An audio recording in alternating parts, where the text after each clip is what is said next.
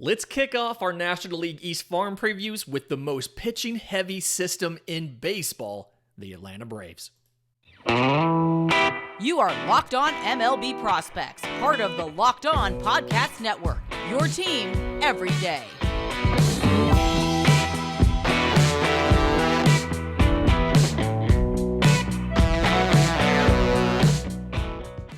Yes, welcome on in to Locked On MLB Prospects, your home for all things minor league baseball. I'm your host, Lindsey Crosby, baseball writer and podcaster. Thank you for making this your first listen every single day. And like I said in the open, the Atlanta Braves farm system is really unique because it is so incredibly pitching heavy.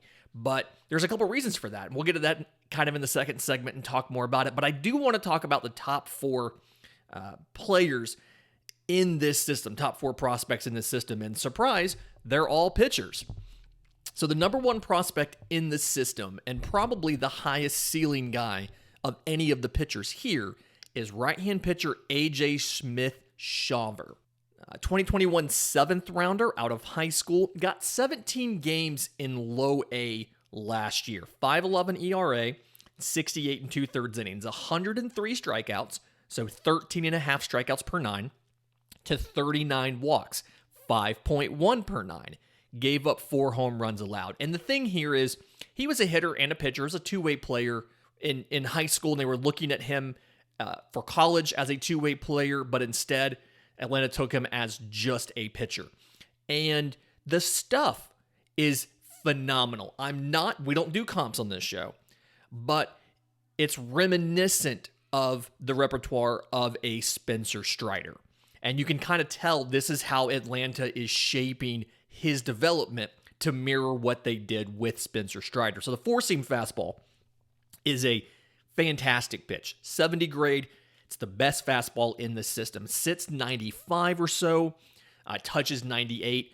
Really good life to it. So the induced vertical break on it, how much it moves vertically, is about 1.5 feet. Okay, so it ends up being a 1.5 foot different location from where he aimed it. It has cut to it, so it makes it a really difficult pitch to hit. Command is not entirely there of it yet. I mean, he's a 19-year-old, but it's getting better. And when he can land it for a strike, it is obviously a very, very good pitch. It'll break a bat, tons of swing and miss, things like that. The slider, same situation, 70 grade on the slider. Sits in the upper 80s. The break is a little bit shorter, but it's kind of like a hard break to it. It will just absolutely dive underneath your bat when he is throwing it correctly and it is on. So same kind of thing there. He has a changeup, also sits around the upper 80s. I think that it'd be great to kind of slow the changeup down a bit, just throw it a little bit softer. I'd rather see it. I think it could use a couple more degrees of separation, go from where it is now, where it's currently like an 8 or 9 mile an hour separation. It could probably use something like a 10 or 11 or 12, but it's an okay changeup. It's right now, it kind of looks below average to fringe. I think it can get to average. And the Braves have shown with Spencer Strider that you can make it work with a fastball slider if they're both very good. And these are both very good. So the things he needs to work on, still a young pitcher, right? A couple things he needs to work on. One, the delivery. When he was in high school, it was a very violent delivery. As he's physically filled out a little bit, he's 6'3", 205, so he has some room still. It's gotten us to be a bit of a smoother delivery. Still has to do some more, though. He comes cross body on the finish and then falls off the mound to first base. And so all of that extraneous movement means, one, you're running the risk of not being prepared when it comes to pitcher fielding, playing your position, covering your position, fielding your position. There you go. But also, it kind of impacts the control in the command because the body itself is moving laterally while you're delivering the pitch. So there's a little bit of streamlining you can do of the delivery, the motion, and the delivery to try to help the command and control. So I think what they're working on that, the delivery and the finish, and then the fastball command and the slider consistency. If you can get the slider to be more consistent and the fastball to land for strikes more, then you have a guy who absolutely could work in the middle of a rotation. And again, that Spencer Strider approach. Not saying he's Spencer Strider, saying what he does well reminds me of what Spencer Strider did well when the Braves got a hold of him. If the command doesn't get better and he's still walking 5 guys per 9, these two weapons are both good enough to be in a middle to higher leverage spot in the back of a bullpen. Number 2 prospect in the system, a guy we talked about in a mailbag a week or two ago, but right-hand pitcher Owen Murphy, first rounder out of high school. He's probably the number 2 prospect in the system right now. And a couple interesting pitches here that he does. Fastball's a plus pitch, sits in the low 90s now, but he can touch 94, 95 with it. I expect that to develop a little more as he just spends more time as a pro. He was 18 years old during that little tiny sample he got in rookie ball and in low A. Has a lot of spin to it, really good carry. So it's a good pitch. It just needs a little bit more velocity. Again, about 1.5 feet of vertical break on it. So good underlying metrics. You just want to see it a little bit faster. To go along with it, his secondary is a hammer curveball. Upper 70s, really just kind of falls off the table, completely disappears. Very good pitch. Very impressed with what it does. And it is a put-away pitch for him. He threw a cutterish slider in high school. The Braves are changing that to more of a gyro slider, which is the type of slider, again, that Spencer Strider throws. And so they're switching his slider to that to get more movement out of it. And then the changeup is below average. I think it could be average to above average, but for right now, they're having him kind of put it on the back burner while they work on the slider. Once they get the slider around, they may come back to the changeup. He's got really good pitch ability, I think. He to me, he feels like a number 3 starter, maybe a number 4. And the question obviously is going to be, 1, physical. Can he handle the demands of a full minor league season? Because he's turning 19 years old. And then 2, can he polish up that slider and add a little bit more velocity to the fastball? Again, I think the Braves can do that. They've shown to be very, very good at developing pitchers. That's their strength. They've leaned into it, and we'll get to that more in the second segment. All in all, I like Owen Murphy, and I like what he can do. Quickly, the other 2 top prospects in this system, Jared Schuster came out of that surprisingly very good 2020 draft for Atlanta. Spencer Strider was in there. Bryce Elder was in there. They're both already big leaguers. I think Jared Schuster could join them this year. But he was a first rounder in 2020 out of Wake Forest. So as a pitcher, he's a little bit more developed than a lot of guys that you get. The fastball velocity has not really been what it was at Wake. He was like 96, 97. Now, like last year, he sat around 93, 94, and it topped out around 95. The carry's there. It has some cutting action to it. It's a good pitch, but the velocity isn't the same as it was back in college. He's got to figure that out. Changeup is a plus pitch. It is his go-to weapon. It's around 80 miles an hour or so. It gets a ton of swing and miss, and then it gets some chase as it drops below the zone. It looks like guys are swinging a sword at it. It's just awful. That's how good this changeup is.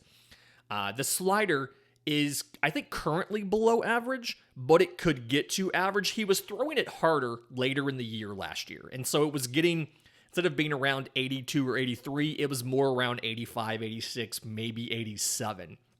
And the command of it is good. The movement itself, I think they want to see some more movement on it. And again, he is throwing it harder, but it is a clear third pitch. He does have pretty good control. His career minor league walk rate's under 7%. And last year, these 3 pitches, he threw them for strikes about 65% of the time. So can throw strikes, good control. Feels like it's something, if he can't get that velocity on that fastball back, you're probably looking at middle relief. But if he can get that back and then get the slider to be a little bit better, I'm feeling like you're looking at a back of the rotation guy. But he is a rotation piece if that works out. Last guy in the top 4, J.R. Ritchie, 2022 first rounder supplemental out of high school. Got 5 games in last year between rookie ball and low A. 1.88 ERA in 14 in the third innings, 14 strikeouts, 5 walks, 1 home run. Again, small sample size, not necessarily too concerned about that. But what he does well, a lot of his pitches are above average. He's not like, he has no sort of like plus pitch or no out pitch, but he doesn't do anything that's bad. So fastball's above average, sits mid 90s. He can run it up to 97 or so. It doesn't have a ton of carry up in the zone, but he's got really good control of it, which is always super useful.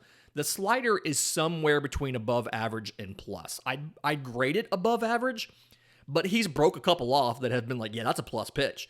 It's just a little inconsistent with the shape. He can get swings and misses of it. It looks good. But again, it's just not as consistent as it needs to be. And he's 19 years old. He's got time to figure that out. Does have a changeup as well. Sits in that same velocity area, that low to mid 80s. It's probably an average pitch now. I think if you can get it to be a little bit farther off of the fastball, you can maybe play it up a bit. So 3 pitches. He has feel for them. He can throw them for strikes, especially the slider gets a ton of swings and misses. And so it's something where nothing is plus or better, although I think the slider could get there if he can harness that correctly. But he does a really good job. He has the pitch ability. He can mix them all really well. He can use them at the right times and spot them where he needs to spot them. And so I think he's going to start 2023 probably in low A, but I wouldn't be stunned if he made it all the way to double A by the end of 2023. I could see him as a back of the rotation guy, just like so many of these pitchers. It feels like he's going to work out as a starter. In just a minute, I want to get to a discussion about some of the hitters in this system. We usually give state of the pitching, but we're going to talk about state of the hitting because it's interesting. But first, today's episode is brought to you by our friends at BetOnline. BetOnline.net is your number one source for odds and trends for every professional and amateur league out there. Pro football, we just saw a great weekend of playoff football, including the Jaguars with a massive comeback. I'm embarrassed to admit I turned that game off around halftime after Trevor Lawrence had thrown 4 interceptions and they were down by like 27 points. I turned it off. But we continue on more playoffs this upcoming weekend. Basketball, NBA, college, men and women. Tons of fun. There was some sort of big trade in the WNBA, so the odds may be different now going out there for that. They've got everything at betonline.net. It's the fastest and easiest way to get your betting info.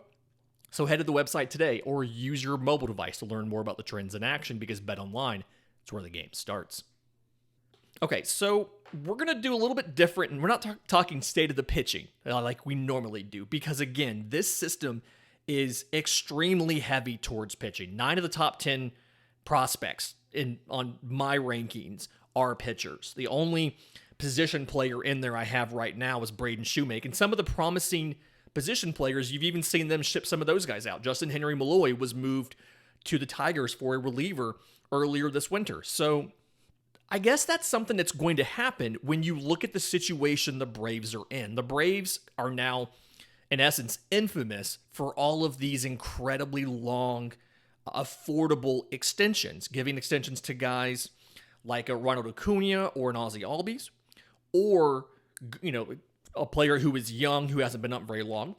Michael Harris, Spencer Strider, young players got extensions that bought out all of their arbitration and their free agency, or acquiring guys and then quickly signing them to long-term deals like a Matt Olson, like a catcher Sean Murphy, who some of these prospects were shipped out for to get.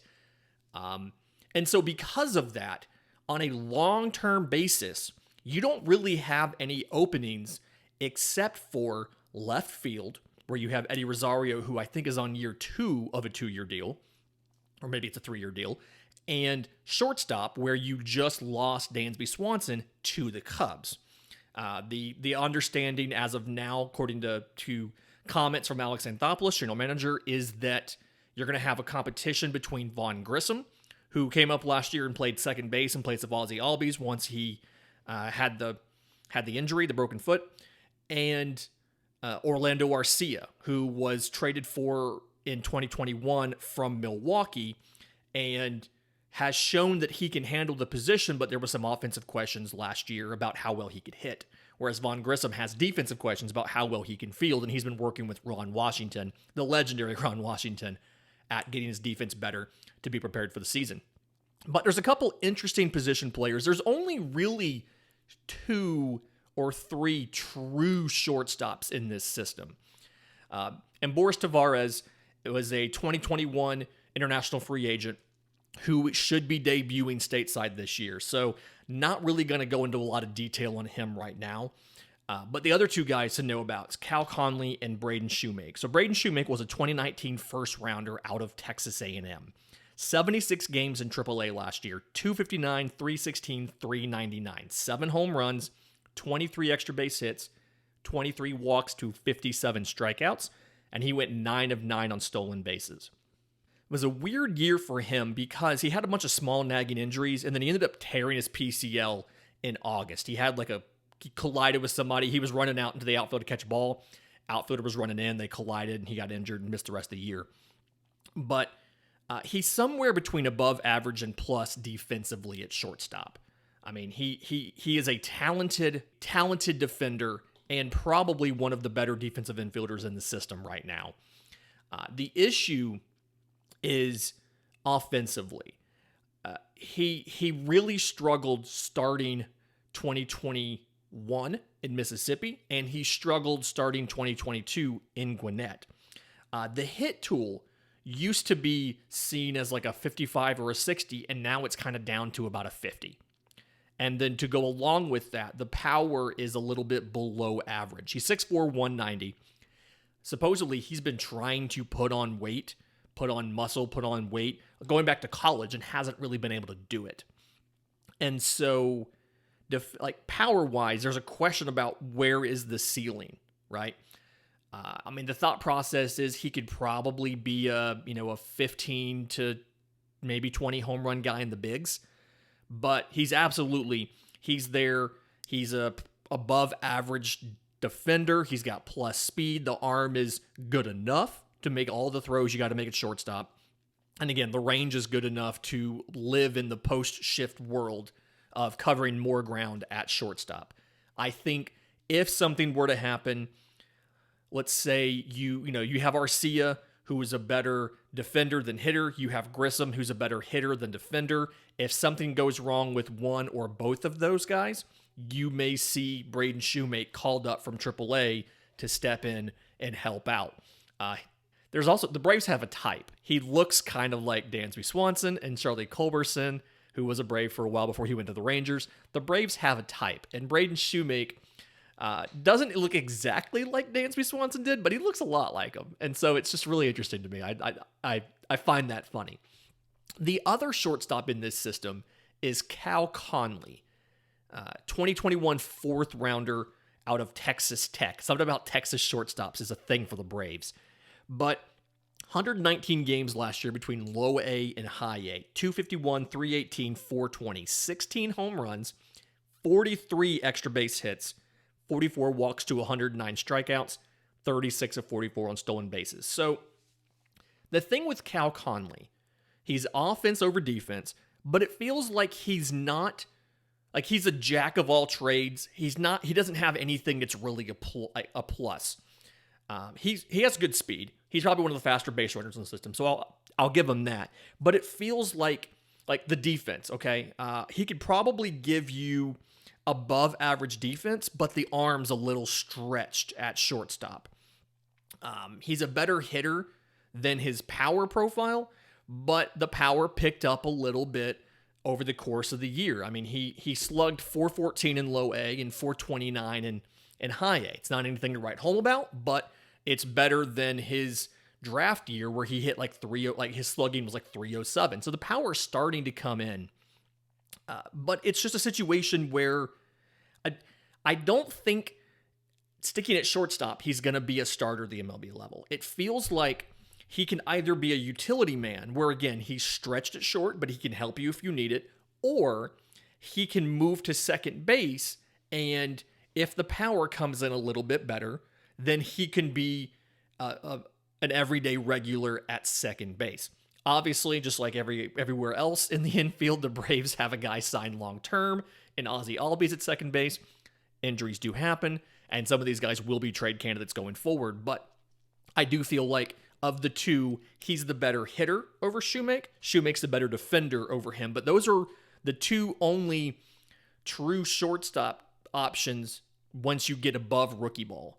So it's interesting to see what happens. I expect he may go back to high A Rome. He may end up in double A, just depending on organizational needs to start 2023. In just a minute, I want to get to our superlatives. Some of these are obviously tons of fun. But first, today's episode is brought to you by our friends at Built Bar.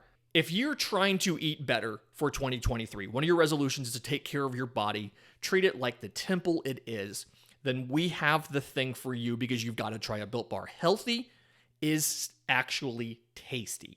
So all Built Bars are covered in 100% real chocolate. They taste very good. The flavors, there's a churro, peanut butter brownie, coconut almond, things like that. They stick with your macros. So 130 calories per bar, 4 grams of sugar, 17 grams of protein. You can go online to Built.com. They have all of the different options. They have the actual Built Bars themselves. They have the puffs, the protein-infused marshmallows, tons of different options.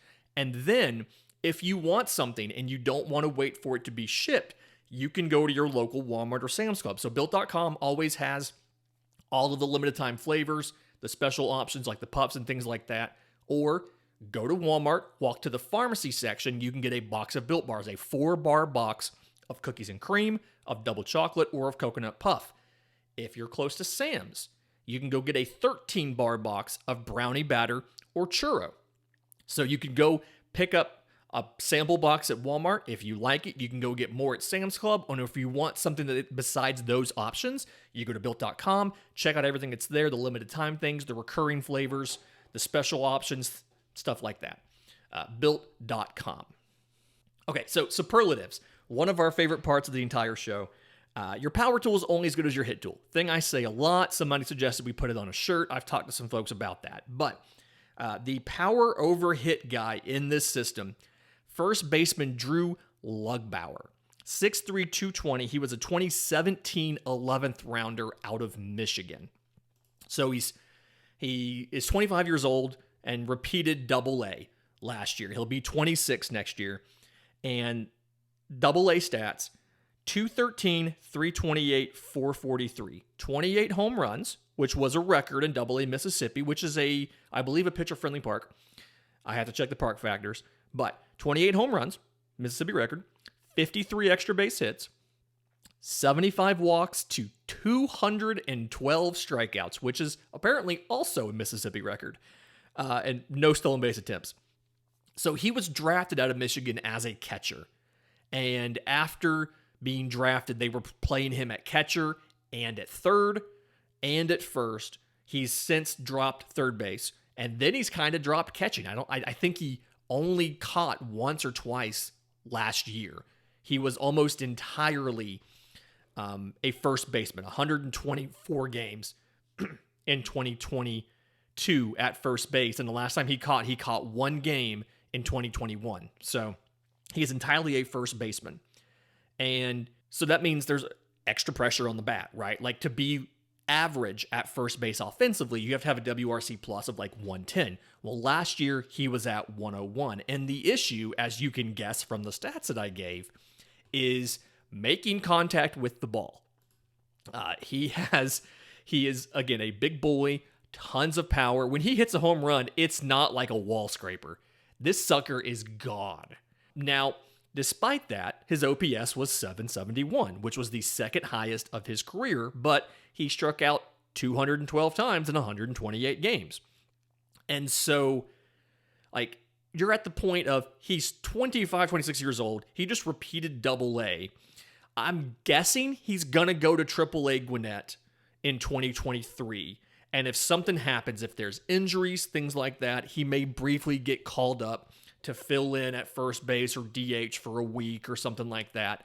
But I don't necessarily expect him to be a big league regular because he struck out 212 times in 128 games. That is almost the definition of your power tool is only as good as your hit tool. For breakout player of the year in this Braves system, I've got two because I wanted to find a position player as well as a pitcher. So the position player, third baseman Ignacio Alvarez, 2022 fifth rounder out of JUCO, and got 30 games last year because he was drafted last year. So between rookie ball and low A, 287, 451, 394, 1 home run, 6 extra base hits, 26 walks to 15 strikeouts, and 8 and 9 on stolen bases. So he's 6 foot 190, and I think once he does the physical development, you'll see some of that power come in. But right now, very good contact ability, really good on-base ability. I mean, you saw he walked 26 times to 15 strikeouts. That's hard to teach. That's instinctual there. And then when you look at what he does defensively, he has the best infield arm in the system. It's a plus arm. It's accurate as well. And I think he'd be an above-average shortstop or a plus to possibly better third baseman. He actually, in Augusta for the Green Jackets, he played more shortstop than third base. So he was announced as a third baseman when he got drafted. I think that he's probably good enough to play some short if you needed him to, but he's going to be a third baseman. Ending last season, he wasn't in a bunch of top 30s. I think he's going to be, to start the season, probably in the back half of the top 30, and by the end of the season, he may be in the front half of the top 30. I really like Ignacio Alvarez and what he's done. Apparently his nickname's Nacho, which is great. So big fan of his. Want to see what he does with a full season. I'm guessing low A to high A. The other breakout prospect is right-hand pitcher Blake Burkhalter, 2022 second-round supplemental out of Auburn. One of the better relievers in the country last year. So 46 and a third innings, finished with 16 saves, which was number 2 in the entire country, but 71 strikeouts to 7 walks. So very efficient, very good at finding the strike zone. 2 primary weapons. He's got a fastball, 93 to 96. He can touch 98 with it. It's good as far as up in the zone. It gets a lot of swings and misses. But what he really likes to do with it is he uses that to set up a cutter. Cutter was taught to him by former Brave Tim Hudson, who was his pitching coach in college last year.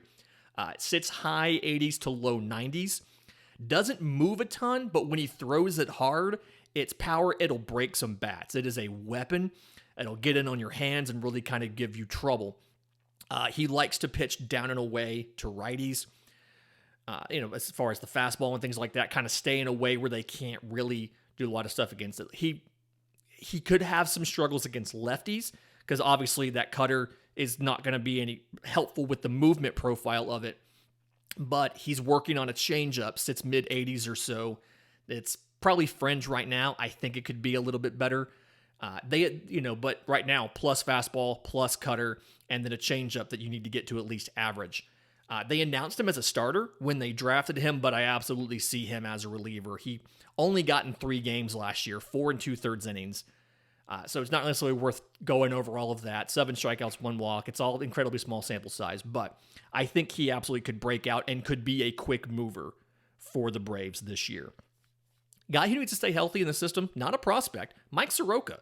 Tore his Achilles in 2020 in that short season trying to field his position, and then had to have a cleanup operation done to make sure, like there was some irritation with the staples or something like that.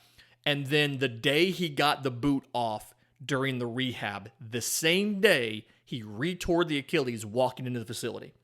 So he hasn't pitched in the big leagues in 2 years. Reports are that he's healthy, supposed to be reported in spring training, attempting to make the opening day roster, but just needs to be healthy. I mean, looked fantastic. His nickname was Maple Maddox in 2019 and 2020. And so looks like he absolutely looked very, very good.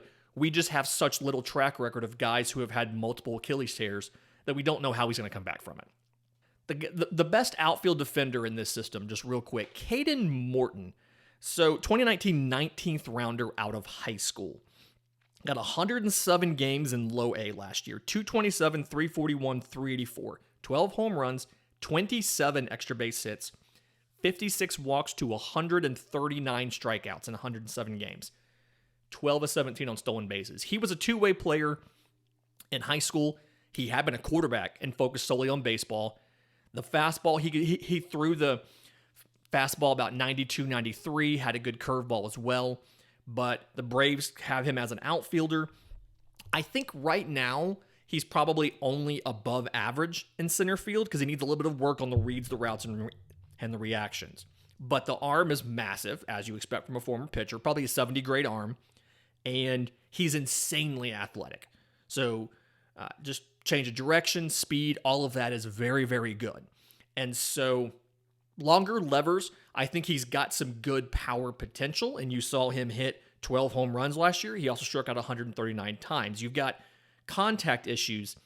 His strikeout rate has never been below about 30%. He did better second half of the year. Like he went on a run in June, and from that point on, did much better. But he really struggled early in the year.